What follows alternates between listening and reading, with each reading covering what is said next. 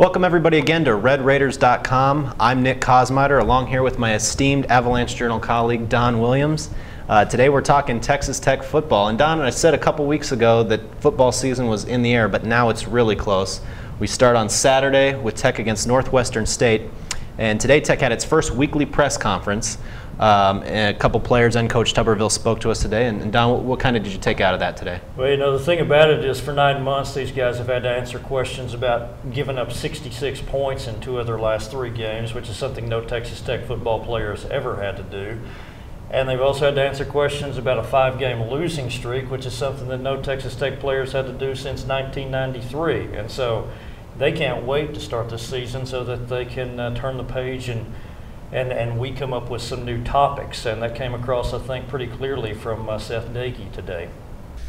Shoot, ever since we ended last season, I've been waiting for this game and waiting for this week, and it has been a long path to it, and worked really hard, and I'm excited that it's finally here. I wish we could fast forward it until Saturday, but there's still time for us to and things we need to do to improve and get better and get ready to play. So obviously Dagey's very excited. He had a very strong junior season, threw for 4,000 yards and 28 touchdowns, and he's excited to do even more this season. But there's also been a lot of talk about the defense, after being dead last against the run and one of the worst overall defenses in the country. That unit is definitely ready to get going. Exactly. I mean, Seth Dagey, as in the offseason, he's only had to field questions about having what Neil Brown said was 2 bad games. The defense has had to field questions about an entire year's worth of really 2 years worth of bad games. They feel like they have a new opportunity to prove something because of the outlook under a new defensive coordinator in Art Kaufman. And DJ Johnson talked about that. I mean, we're really excited, man. The matter of what happened last year, we feel like that's really a confidence booster as far as how we've been playing in fall camp. You know what I mean? We don't look at it as negative. We look at it as all we can do from there is get better, so there's nowhere to go but up, you know what I mean? So as a defense, we're ready to get out there and just show what we're capable of doing. Obviously, we also spoke today with Texas Tech head coach Tommy Tuberville, and like his players, DJ Johnson and Seth Dagey, Coach Tuberville is also excited to get the season going once again. We got a chance to make some waves. How big are waves? That will only tell in the next few weeks, in the coming months, of how far we've come. But I think that anybody that's seen us practice can tell that there's no doubt we've got more weapons, we've got more depth. I think the attitude is changed in terms of defense, of what we want to do, how we want to do it. We just hope that we have a lot of fans jump back on board that's jumped off board over the course of last year. That was interesting also, so we'll see what happens coming this Saturday. You know, one thing that was really interesting to me in those comments, Nick, was Tommy Tuberville for 2 years in all of his speeches publicly, virtually all of his speeches publicly, has harped on that mantra of championships, championships, championships.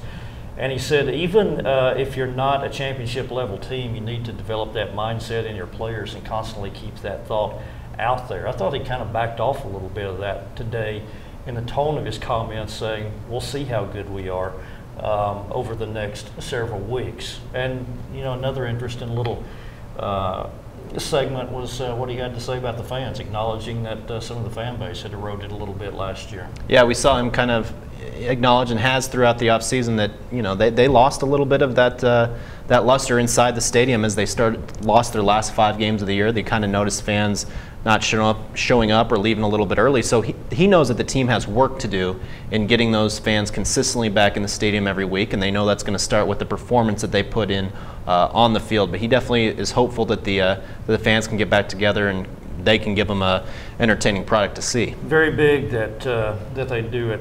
That they perform well at home, not just this coming Saturday night, but also over the course of the season, because I think they lost so much energy losing those 4 home games last year, which is something that really had not happened around here in a generation.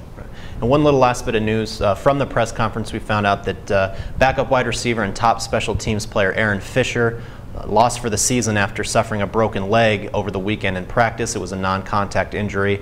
Also, Tony Morales, a backup center and offensive guard, will miss 2 weeks with a strained medial collateral ligament. Don, what are maybe some of the impacts of those injuries? Boy, Aaron Fisher will not remember the year of 2012 very fondly. At the end of spring practice, Neil Brown told me that he was a guy who actually was not in the 2 deep, was not even in the 3 deep. He was actually 4th at one of those inside receiver positions, which was a little bit of an unusual development because that's a guy who actually played some in the 2010 season when he was a redshirt freshman, and it started to show some promise. Body style wise and skills wise, he was kind of looked like possibly a Mickey Peters. That's kind of what they hoped he would turn into, and it just didn't happen for him over the last year or so. And now this is a big setback for him.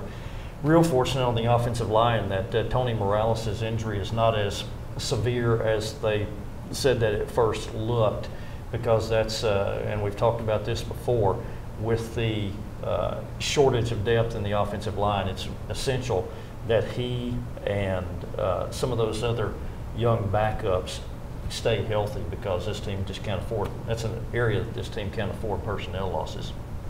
Well, that's it today from the Texas Tech football beat. Be sure to stay to Red Raiders and LubbockOnline.com all week leading up to Saturday for plenty of stories, blogs, and videos updating the Red Raiders. For Don Williams, I'm Nick Kosmider. Have a great day.